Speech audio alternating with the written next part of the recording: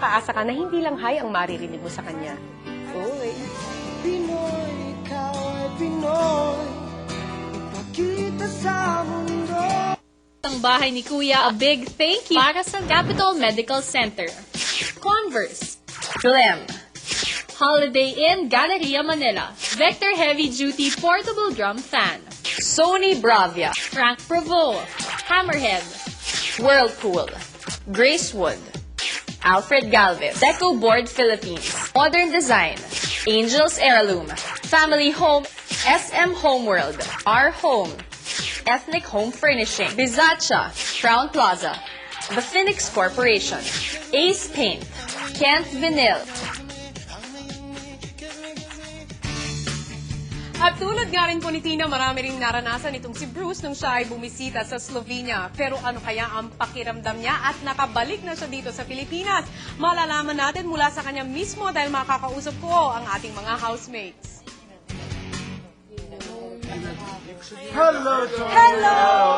Magandang gabi, housemates. Good evening to everyone. Nagbalik na si Bruce sa loob ng bahay. Mabuhay ka, Bruce. Welcome back. Salamat, Tony. Hello! Pero bago ang lahat ng yan ay binabati ko muna ang lahat ng iyong mga housemates dahil sa napakagandang Filipino hospitality na ipinakita ninyo kay Tina. Palakpakan ninyo ang inyong mga sarili. We're very, very proud of you, especially Kuya, dahil sabi ni Tina, hindi raw niya makakalimutan ang pagbisita niya sa loob ng bahay ni Kuya dito sa Pilipinas. O hindi ba? Ikaw, Nel, ikaw ang nagasikaso sa kanya, so I'm sure hindi ka rin niya makakalimutan. Pero bago ang lahat ng yan, syempre, nice ko munang kausapin itong si Bruce dahil matagal-tagal natin siyang na-miss. Bruce! Okay, sige, kakausapin muna kita, ha? Sa lahat ng pinagdaanan mo sa Slovenia, sa loob ng bahay doon, ano ang pinakamahirap para sa'yo? Yung mga times na, pag nag-uusap sila, na hindi ko talaga naiintindihan. And yung nag-aaway sila. Tapos wala talagang maintindihan. Nagsisigawan sila, so andun lang talaga sa isang sulok na nakikinig. Pero wala akong maintindihan. Yun ang pinakamahirap. Pinaka-memorable para sa'yo? Yung tinuro ko yung sayaw natin. Yun. Yeah. Yun yung pinaka-memorable kasi sobrang proud na. Paano ka nakapag-adjust sa Slovenia? Paano nakapag-adjust? Hinanda ko lang yung sarili ko. Nag-focus lang ako na dun sa mga kailangan kong gawin sa task. And naniwala lang ako na kaya ko talagang gawin yan. Well, napakita mo naman na ikaw ay isang naging mabuting housemate doon and we're very, very proud of you. Palakpakan niyo si Bruce! Na-miss ka kasi ni Wendy. At least hindi lang hayang maririnig mula sa iyo ni Wendy ngayon. Marami na. Pwede mo nang sabihin na I miss you. Well, anyway, bago ang lahat ng yan, kaya ako kayo kinausap ngayong gabi dahil may importanteng announcement para sa iyo si Big Brother at meron pa siyang gustong sabihin sa iyo at isa pang kasama mo. Big Brother? Bruce, Okay. dahil nawalay ka sa iyong mga housemates sa pagpunta mo sa Slovenia, Apo. hindi ka muna maaaring mag-nominate sa susunod na nomination round. Pero, dahil sa iyong may pagmamalaking pakikisama at matagumpay na pagbisita sa Slovene Big Brother House, malugod kong sinasabi sa iyo na ikaw ay ligtas mula sa nomination.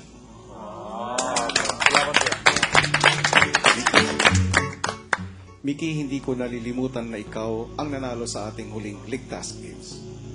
Kaya ikaw rin ay ligtas mula sa nomination. Apo. Pero, maaari kang mag-nominate sa susunod na nomination round. Okay. Binabati ko kayong dalawa.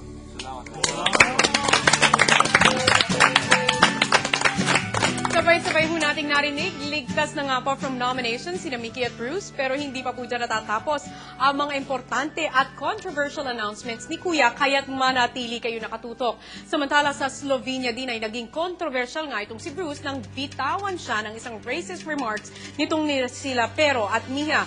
Hindi po ito alam ni Bruce dahil pinag-uusapan nila ito in Slovene language. Pero ano nga ba ang sinabi nila kay Bruce? Narito, panoorin niyong lahat. Nagsyesta naman ang mga Slovenian housemates sa sala nang mapag-usapan si Bruce.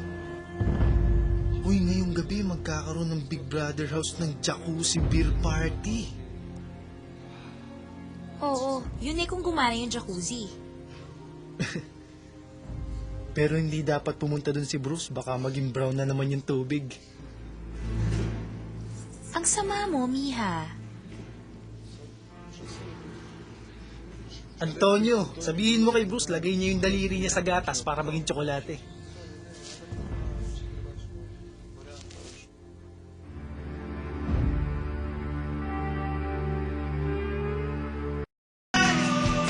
At nagbabalik ang Pinoy Big Brother Season 2 at bago natin alamin ang naging hatol ni Big Brother sa Slovenia, Tinapero at Miha, babalikan muna natin ang hindi pagkakaunawaan itong sina Beatriz at Maricris. Makapag-usap na nga kaya sila ng maayos para sa kanilang problema. Narito, panoorin yung lahat.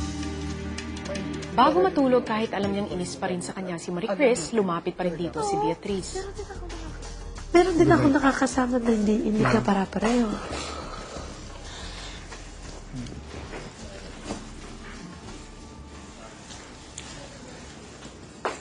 Be, tutulog ka na?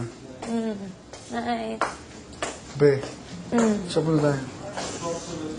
Sige na, ngayon na. Please? Para maganda yung umaga natin ngayon. Sige na. Please? Kaya nga ako yumakap, diba? Kasi ayoko din ng ano. At least para, kasi, pumupo ko muna.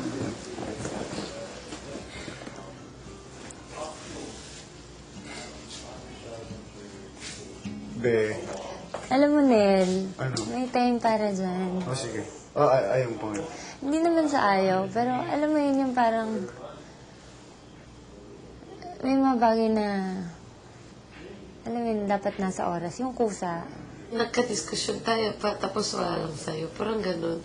Hindi ka maintindihan. Hindi mo ba napapansin na hindi ko nga kayang kausapin kasi na-hurt ako sa mga nangyari? O, di ba at least alam ko? Bakit hindi mo sabihin sa akin? Di ba ikaw napaka-sensitive mo? So, malamang alam mo na hindi yun wala lang sa akin. Malakas yung impact nung nangyari sa akin kanina. O, saan kita na-hurt? Dahil yan yun ang tinanong ko lang sa'yo eh. Yun lang ang tinanong ko sa'yo. Yun na nga yung ano dun eh. Isang tanong pero grabing gawa. Ay, yun nga. So, doon ka na-hurt. Walang kinalaman si Nel doon. O, saan ka na-hurt? Kasi yun lang ang tinanong ko sa'yo. Wala na akong ibang tinanong sa'yo. Siguro, baka hindi ko maalala. Baka ikaw maalala mo. Pa-remind mo. Hindi naman masama magpapaalala. Ano lang. Next time. Okay, fine.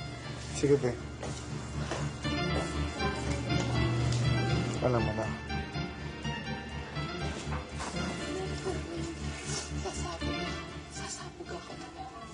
Super. She wants to talk this night. Yun like for me. Kasi, kung yung paghupa, hindi, ako yung, alam mo yun, walang ihuhupa.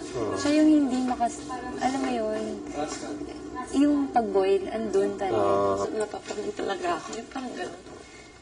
Parang nangising pa ako. Ang dami kong question. Saan ako ng question? Eh, yun lang ang question ko. Wow, super. Ang ibig niya sabihin Ano? Anong ibig sabihin doon? na gusto niya pang time.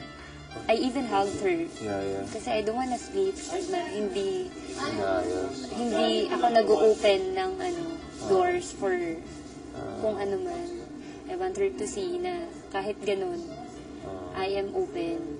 Pero I want her to have the time